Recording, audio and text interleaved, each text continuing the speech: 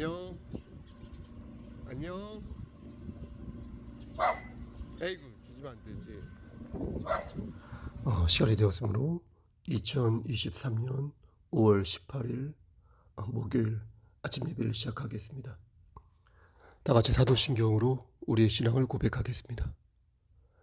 전능하사 천지를 만드신 하나님 아버지를 내가 믿사오며 그 외아들 우리 주 예수 그리스도를 믿사오니 이는 성령으로 잉태하사 동정녀 마리에게 나시고 본디오 빌라도에게 고난을 받으사 십자가에 못 박혀 죽으시고 장사한 지 사흘 만에 죽은 자 가운데에서 다시 살아나시며 하늘에 오르사 전능하신 하나님 우편에 앉아 계시다가 저리로서 산자와 죽은 자를 심판하러 오시니이다. 성령을 믿사오며 거룩한 공예와 성도가 서로 교통하는 것과 죄를 사해 주시는 것과 몸이 다시 사는 것과 영원히 사는 것을 믿사옵나이다. 아멘. 거룩하시고 자비로우신 하나님 아버지, 하나님의 크신 사랑을 진심으로 감사드립니다. 오늘도 우리에게 새로운 하루를 허락하셔서 예배로 하루를 열 수 있도록 도와주신 은혜 감사합니다.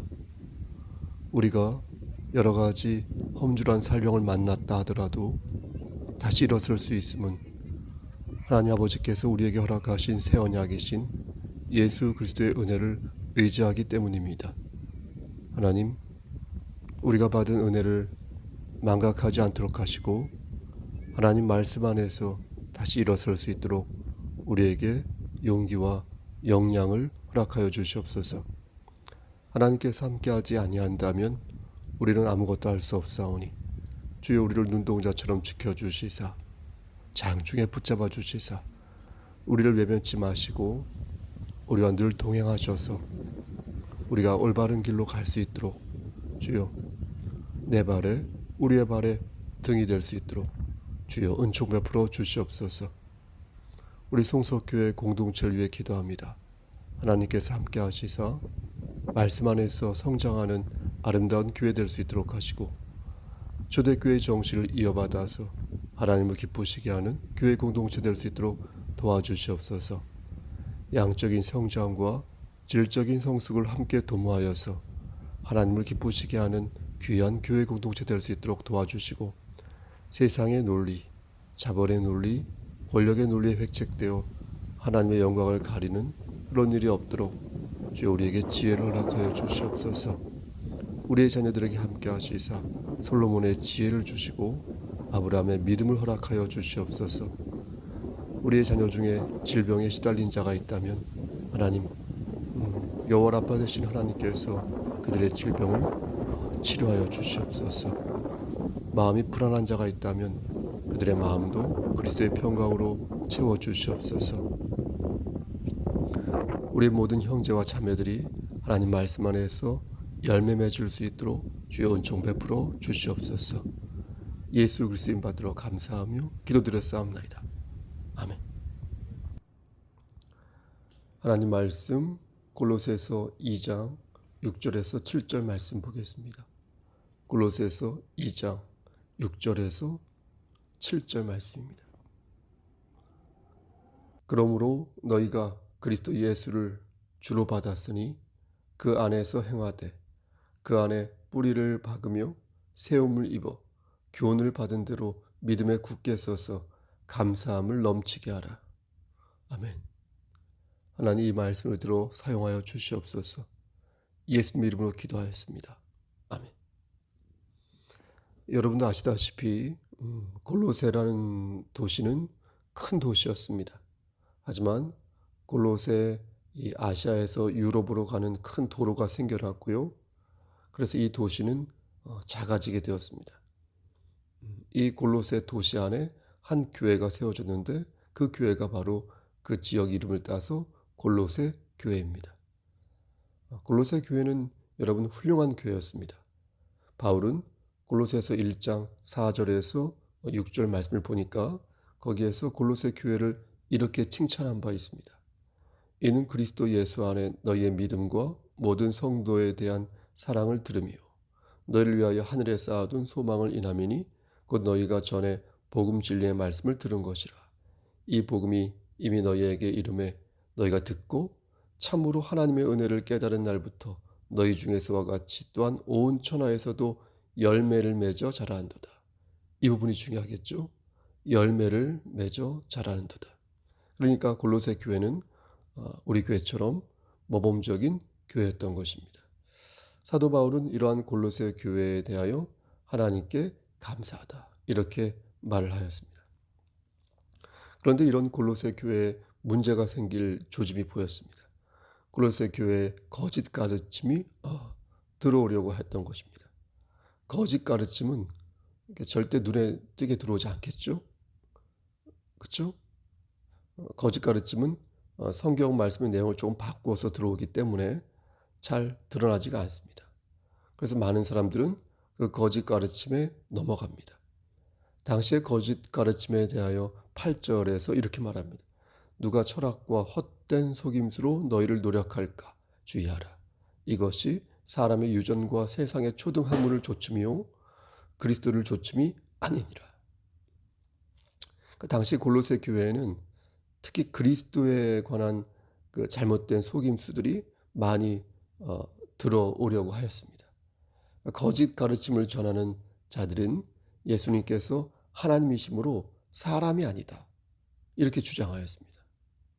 또한 그들은 구원을 얻기 위해서는 금욕을 하고 종교적인 노력에 열중해야 한다고 주장하였습니다. 지금도 그런 데 많이 있죠.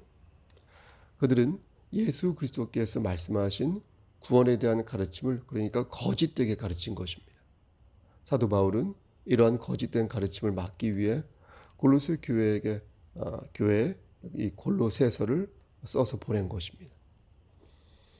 그럼 올바른 가르침과 거짓된 가르침을 구분하는 방법이 무엇일까요, 여러분?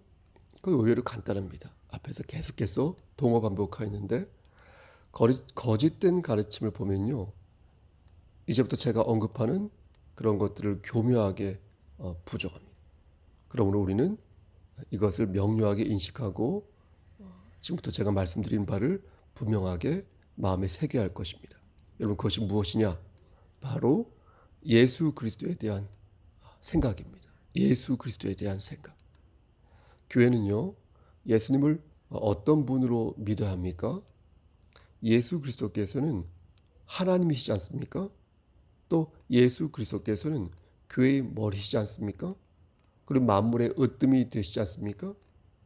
6절은 이러한 그리스도를 예수를 주로 받았으니 라고 말을 합니다. 여기서 주라는 말은 예수 그리스도께서 주님이 되신다는 것입니다. 또 주로 받았다는 말은 예수 그리스도께서 주님이시다라는 사실을 복음을 통해 믿고 받아들였다는 것입니다. 그렇다면 어떻게 예수 그리스도께서 우리의 주님이 되신 것일까요? 예수 그리스도께서는 하나님이십니다. 그런데 하나님이신 예수 그리스도께서 우리를 구원하시고 자녀로 삼으시기 위해 어떻게 하셨습니까? 자신의 목숨을 내어놓으셨습니다. 이 예수 그리스도께서는 세상을 지으신 하나님이시라는 것입니다. 이것을 믿는 것이 올바른 생각이라는 것입니다. 이분은 또한 말씀드린 것처럼 교회의 머리가 되십니다. 예수님을 믿는다는 것은요, 예수 그리스도께서 이러한 분이다라는 사실을 믿는 것이고요, 이분을 주님으로 받아들이면서 섬긴다는 것을 의미합니다. 6절은 이렇게 예수 그리스도를 주님으로 받아들인 자들이 어떻게 살아야 하는지를 말씀하고 있는데요. 그 안에서 행하라. 그 안에서 행하되. 그러니까 이 말은 예수 그리스도 안에서 행하라는 것입니다. 여기서 행하라는 말은 명령하는 거거든요. 그러니까 이 말은 지금까지 그랬던 것처럼 앞으로도 계속해서 주님 안에서 행동하라는 것입니다. 저에게도 하는 말인 것이죠. 이 말씀은 무슨 일을 하든지 그러니까 예수 그리스도 안에서 주님을 위해 힘쓰라는 것입니다. 여러분 아멘. 7절은 그 안에 뿌리를 박으며 세움을 입어 교훈을 받은 대로 믿음에 굳게 서서 감사함을 넘치게 하라. 감사함을 넘치게 하라. 이게 중요하죠. 그러니까 첫째로 그 안에서 뿌리를 박으라고 말씀합니다. 이 말씀은 그분 안에서 이미 뿌리가 우리가 박혀 있잖아요. 그렇죠? 그러니까 박혀 있는 채로 살라는 것입니다. 그러니까 튼튼한 뿌리가 박혀 있는 나무처럼 그런 믿음의 뿌리를 계속 따라서 살라는 것입니다. 또 둘째, 세움을 입어라고 말씀하죠. 이 말은 내가 세움을 받고 있다는 말입니다. 예? 그러니까 지금 계속해서 진행형인 것입니다. 내가 세움을 받고 있다는 말은 지금 지어져 가고 있다는 것입니다. 이 말씀은 사람을 건축물에 비유하는 말입니다. 그러니까 이 말은 예수 그리스도 안에 있는 사람들은, 우리 같은 사람들은 계속해서 지음을 받아가야 한다는 것입니다. 완성된 존재가 아니라는 것입니다. 계속해서 지음을 받아야 한다는 것입니다. 또 셋째로 교훈을 받은 대로 굳게 서서라고 말씀합니다. 여기서 교훈은 아시죠? 가르침을 말하는 거지 않습니까? 그러니까 교훈을 받은 대로 굳게 서서라는 말씀은 가르침을 받은 대로 굳건하게 서 있으라는 그런 뜻입니다. 그렇다면 우리를 이렇게 굳건하게 서도록 이끄시며 자라게 하시는 분이 누구시겠습니까? 그분이 바로 여호와 하나님이라는 것입니다. 하나님께서는 우리 송석교회를 든든하게 세우시며 자라게 하신다는 것입니다. 그런데 하나님께서는 교회가 이렇게 자라가는 일을 사람을 통해 이루신다는 것입니다. 사람이요. 이에 대하여 골로새서 3장 16절은 이렇게 말씀합니다. 그리스도의 말씀이 너희 속에 풍성히 거하여 모든 지혜로 피차 가르치며 권면하고 시와 찬미와 신령한 노래를 부르며 마음의 감사함으로 하나님을 찬양하고. 여러분 머릿속에 그림이 그려지시죠? 감사함을 넘치게 하라. 이렇게 말씀합니다. 그리스도의 말씀이 너희 속에 풍성히 거하게 하고요. 또 그 말씀이 피차 가르치며 권면하고 또 찬양하면서 감사함으로 찬양하면서 그렇게 살라는 것입니다. 하나님께 항상 감사하며 살기를 힘쓰라는 것입니다. 하나님께 대한 감사가 사라지면 기쁨도 함께 사라진다는 것입니다. 그리고 그 자리에 대신 원망과 불만이, 시기심이 스며들어온다는 것입니다. 그리고 원망과 불만은 곧 하나님께 대한 신뢰와 믿음을 잃게 한다는 것입니다. 그 결과 하나님의 능력을 의심하게 만든다는 것입니다. 따라서 감사를 잃어버리지 말라는 거예요. 하나님을 불신하는 결과에 이르게 되니까 감사하는 것을 잃지 말라는 거예요. 이런 면에서 하나님께 대한 감사를 잃지 않는 것은 대단히 중요한 것입니다. 감사함을 넘치게 하라. 그렇다면 하나님께서는 오늘 본문을 통해서 저와 여러분들에게 가르치시고자 하는 사실이 무엇이겠습니까? 귀 있는 자는 성령의 음성을 들으시길 바랍니다. 그것은 하나님께서는 우리가 예수 그리스도에 대한 믿음의 뿌리를 든든히 하여서 언제나 굳게 자라나기를 원하신다는 것입니다. 우리가 예수 그리스도에 대한 믿음을 잃지 않기 위해서는 무엇보다도 하나님께 감사하는 것을 잃지 말아야 한다는 것입니다. 매일 하나님께 감사할 것이 무엇인지 생각해야 한다는 것입니다.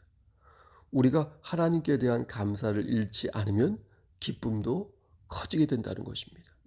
우리가 예수 그리스도께 온전히 믿음의 뿌리를 내리고 있으면 우리 삶에 늘 감사와 기쁨이 넘쳐난다는 것입니다.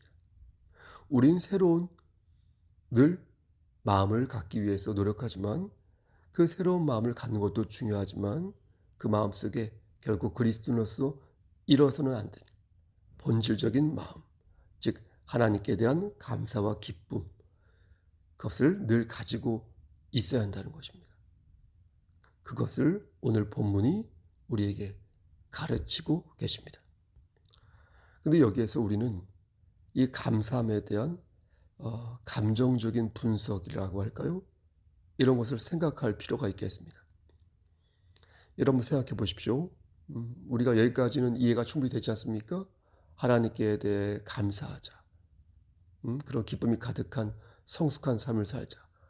원래 여기까지는 우리가 수긍이 되고 이해가 되고 또 감사함으로 받을 수 있지 않습니까? 근데 우리가 좀 더 우리가 감사하는 그 마음, 그 감정을 좀 분석해 보자는 것입니다. 우리는 우리가 받은 것을 감사하게 생각할 때 종종 타인과 나의 것을 비교할 때가 많이 있습니다. 내가 받은 것을 감사하다고 생각할 때 자꾸만 누군가를 떠올리며 그래, 내가 그 사람보단 낫지. 그 사람이 처한 처지보단 내가 낫지 하면서 비교를 통해서 감사함을 찾는 것입니다. 여러분 그렇지 않습니까? 저는 그런 것 같은데요.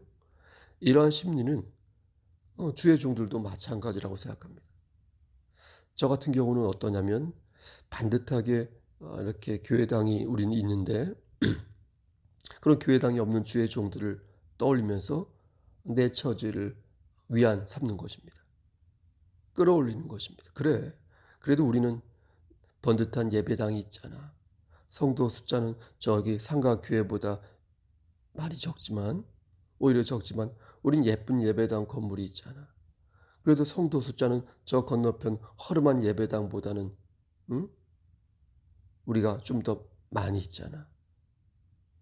아니면 우리 교회 성도는 저 건너편 허름한 예배당보다는 숫자가 적지만 성도 숫자보다는 적지만 그래도 연령대가 조화를 이루고 전체적으로 젊은 편이잖아. 이런 식으로 자꾸 안위를 삼는 것입니다. 하지만 이런 식의 비교는 어떻습니까? 이런 식의 비교를 통한 감사함은 어떻습니까? 똑같이 비교를 당하기 일쑤일 것입니다. 누군가에게 똑같은 논리로 당할 수 있을 것이고 혹은 저 스스로 생각을 번복하여 침울해질 수 있을 것입니다. 이런 식의 비교로 인한 감사함을 느끼는 것은 결코 바람직하지 않다. 이렇게 말씀드릴 수 있겠습니다. 그럼 어떻게 해야 할까요? 하나님께로부터 받은 것을 감사히 여길 때 기분이 째지면서도 동시에 바람직하게 감사함을 느낄 수 있는 방법은 없을까요? 사회학 이론 중에 공유지의 비극이란 말이 있습니다. 목초지의 비극이라고도 하는데요. 그것은 공유지, 다수가 이용하는 땅에 비극이 찾아온다는 것입니다. 왜냐하면 그 땅이 나의 땅이 아니기 때문에 막 쓴다는 것이죠. 그러니까 그 땅이 오염되고 혹은 그 땅에 있는 풀들을 다 금방 낭비해서 먹어버린다는 것입니다. 그래서 공유지의 비극이 일어난다는 것입니다. 공중 화장실이 일반 개인 화장실보다 더러운 이유가 무엇일까? 그게 공유지의 비극이라는 것입니다. 내 것이 아니니까 막 다룬다는 것이죠. 그런데 저는 그런 공유지의 비극이 이 교회 안에서는 다르게 적용될 수 있다고 생각합니다. 저는 그것을 가칭 공유지의 희극이라고 부릅니다. 제가 붙인 말이에요.